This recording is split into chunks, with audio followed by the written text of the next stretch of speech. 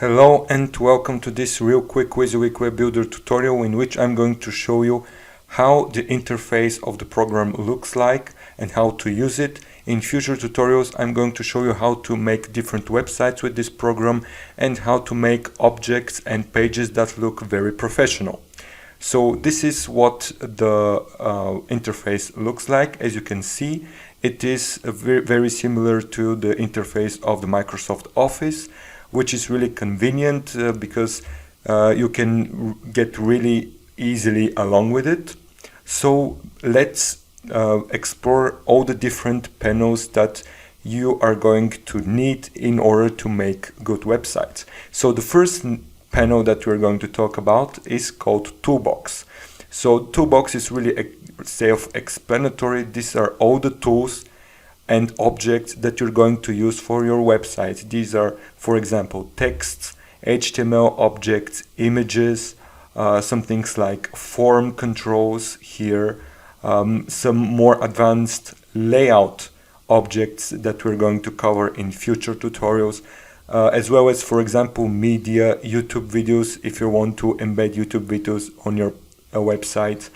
Under navigation, you have different objects, different menus that you can use for your desktop or mobile website, but I'm going to also show you how to make menus without these objects, so how to make menus that are really customizable, handmade. And there are also different things, for example, like additional extensions that you have installed. So this panel is really easy to use. You just have to drag and drop stuff on the page and you just drop it on this white area, which leads us to our next section, this white area, which is your workflow. This is where your website is, and everything you do here will be visible when you preview it and later when you publish your website. For example, this text object that we're going to call Hello World. Yes, and so here is the ribbon. So for example, you have under home, you have some basic options, for example, like previewing the website, publishing the website, undo, redo. You can explore the HTML of your website. Under insert, you have the same objects that are here under Toolbox, but if it's more convenient to use, you can insert them from here. But it's the same thing. For example, if you want to insert image, you can import it from here or you can import it from here.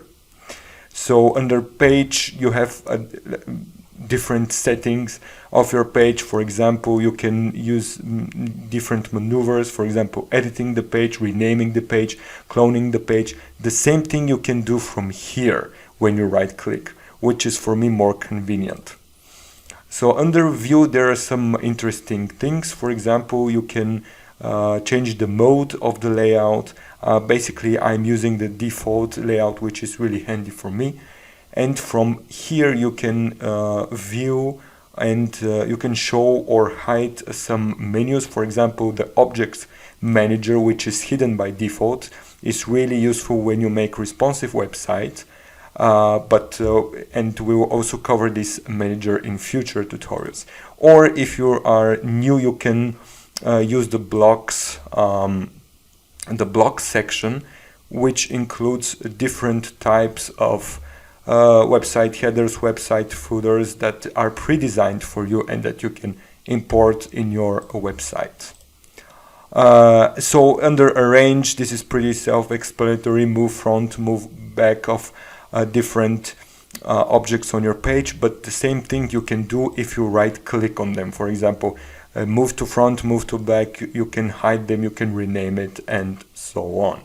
So under tools, there are several additional menus that you're going to use for your web designs. For example, the style manager, which you're going to define different styles, for example, for your hyperlinks or for your texts that you're going to use for your website.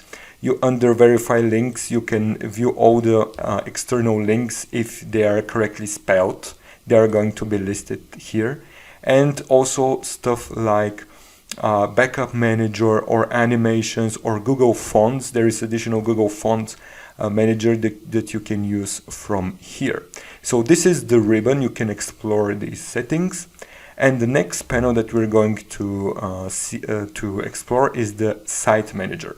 So here is the structure of your website, all your pages, all your folders, all your external files or pages that you have will be listed here. And you can import, export pages, for example, from here, new page. You can make new page from template. You can add external file or folder. You can import from here.